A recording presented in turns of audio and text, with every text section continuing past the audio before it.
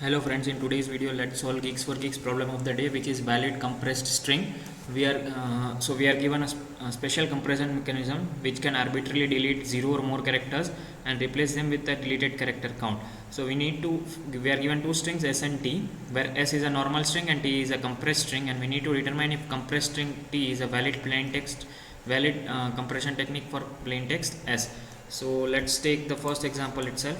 So we are given the string geeks for geeks.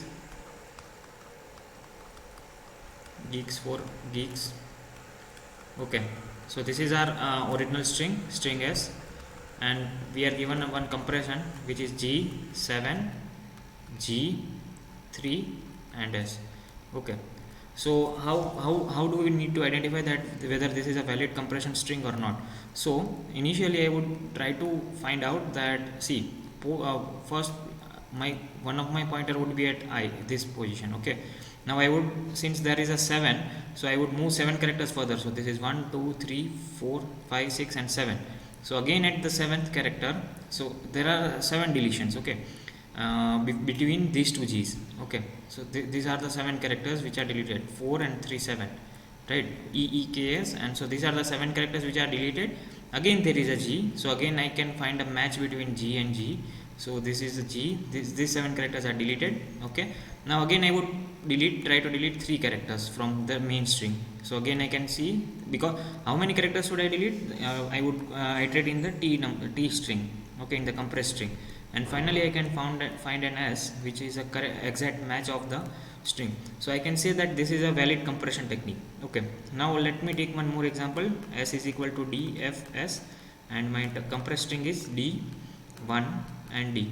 Okay, so initially I can see that D and D are both matching, so I move forward. Now it is saying that one character needs to be deleted, so this let's delete this character. So this character is deleted.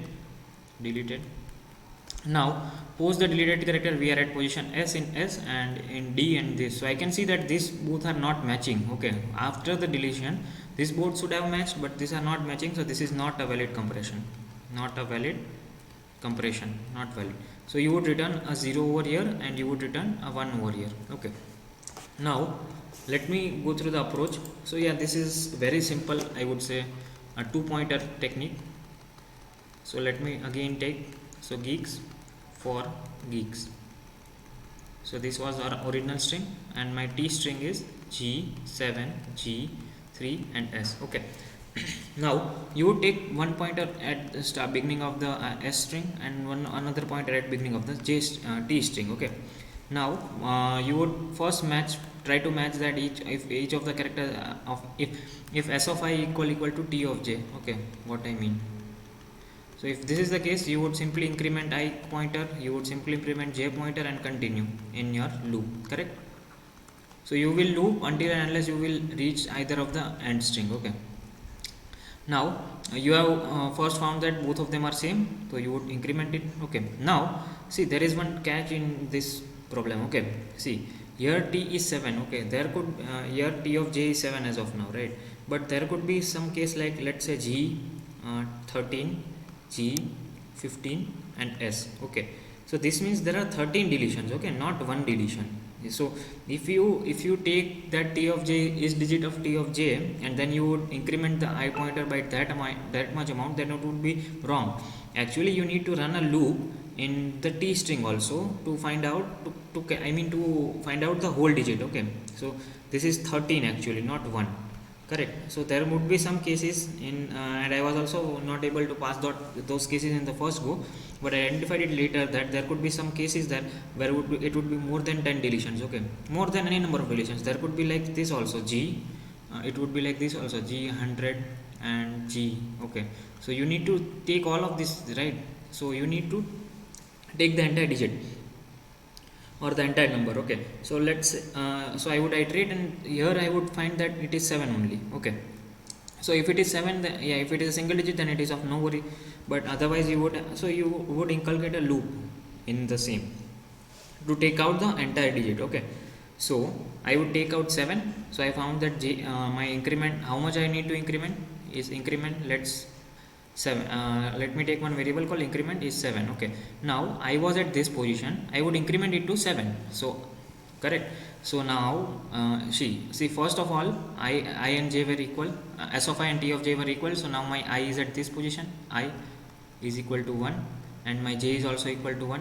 Okay, now I found that t of j is a digit, okay, not a character. Okay, if it is a digit, then I need to calculate the digit. What is the digit means? It is if it is a single digit or a double digit or a third triple digit, anything. Okay, so now I have found that it is a single digit and the increment, so increment value is 7. So now I need to increment I by 7. So I equal to I plus increment, which is now I is equal to 8. So let me move to I equal to 8. 0 1 2 3 4 5 6 7 and 8. So again I am at this position. Now my I pointer is slided to this position. Why? See, we need to delete 7 characters. Okay, so I need to increment I by, because this all these characters are of no use for me, I have deleted them. Right, now see, now my j, again I am incrementing. See, post this operation, now j is also incremented. J would be at this position, right? Why? Because I am running a loop. See, I am running a loop like while j is less than t dot size and is digit of t of j, correct? Is digit of t of j. If it is the case, then I would increment, I would try to increment till j. Okay, now I have reached at this position g and I am finding that it is not a digit. Okay, so I will exit the loop. I will exit this while loop. I will explain you the code again, so don't worry. So now my j is at this position, I is at this position. Again I can see that both of them are matching, so I would increment my I. So I is at now e and j is at 3. J is at 3. Okay, now I am seeing that again it is a digit, so I would have to increment my I by 3 characters, right? So I would be now, see, what was this position? 0 1 2 3 4 5 6 7 8 and 9. So 9 plus 3 would be 12. So now my I would be at this position, I equal to 12, and my j would be at this position. Okay, now again I am seeing that both of them are matching. Okay, both of them are matching, that means I would have to increment both of them, I plus plus and j plus plus, like this condition. Now I have reached the end of the string, right? Now my all of both the while loop would be exiting. Now finally, while returning, I need to just check one thing. If my I is also reached towards the end of the s string and my t is also reached towards the end of, sorry, j is also reached towards the end of that string, then only I will return true, else I would return false, because it might be the case. See, there might be some cases. Yeah, I was also failing on those of some cases. So let's say this is a string, geeks for geeks, and my g, and then let's say 12. Sorry, not 12. G7, G3. Okay, this is the case only. Okay, now see, G, initially G and G are both of them are matching. Both of them are matching. Then I would increment I 7 characters. So these are 7 characters are deleted. Now my again I am at the G, and these G and these are both of them are matching again. Then I would again delete the following 3 characters. Okay, these 3 characters are deleted. Now I have reached the end of the string for T. I have reached the end of the string T, so it would exit the loop. Okay, it would exit the loop. But there was still one more character in S string S remaining, which was S, right?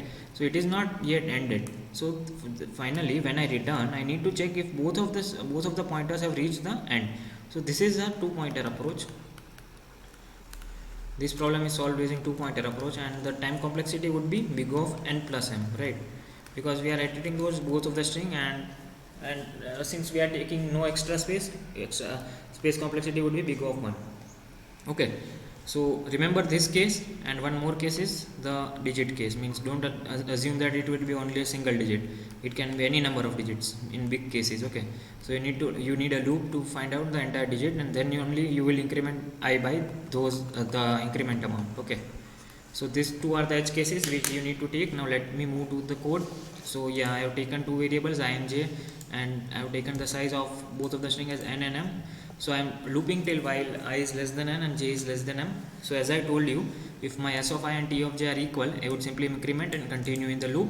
And if it is not the case, that means if my t of j is a digit, okay, so initially my increment count is 0. Okay, now while j is less than m, and if it is a digit in t of j, then I would try. So this is this is the case I have taken to handle. Let's say if it was g13, So okay, so now I need 13 only, right? So I need to convert it to 13, right? So this is a simple, it is very intuitive, and you would then increment loop, and finally you would increment I by the increment amount. And let's say if my increment is 0, then I am returning 0. Why? See, this is again a very important case. So let's say my string s is Jenis, okay, and t string is j and k and 3. Okay, now if my s of I and t of j are equal, I am incrementing. So my e and k, now I have e and k. Okay, now this is not handled in this condition, right? It is not matching, so it would move to this while loop. Now if it's digit of, see, now k is not a digit, right? K is a character or an alphabet, right? So my increment would stay to 0, and I would finally return a 0, because this is never a good compression, right? As mentioned in the question. So I am returning 0, and finally I am checking if I have reached, if both of my pointers are towards the end of the string, then I am returning true, and this is working fine. So I would paste the code in the description. Do not forget to subscribe to the channel and like the content. Thank you for watching.